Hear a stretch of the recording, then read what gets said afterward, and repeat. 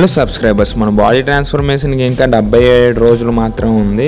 Morning breakfast కింద green tea తాగేసి vote meal అయితే తినేసాం.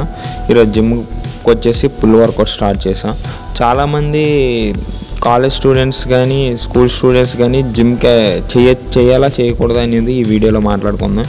కాలేజ్ స్టూడెంట్స్ కానీ స్కూల్ స్టూడెంట్స్ కానీ జిమ్ చేయకపోవడం మంచిది నన్ను అడిగితే. ఎందుకంటే జిమ్కి వచ్చిన తర్వాత జిమ్ ఒకటే కాదు కదా, డైట్ కూడా మెయింటైన్ చేయాలి కదా, దానికి తగ్గట్టు ఖర్చు అవుతుంది.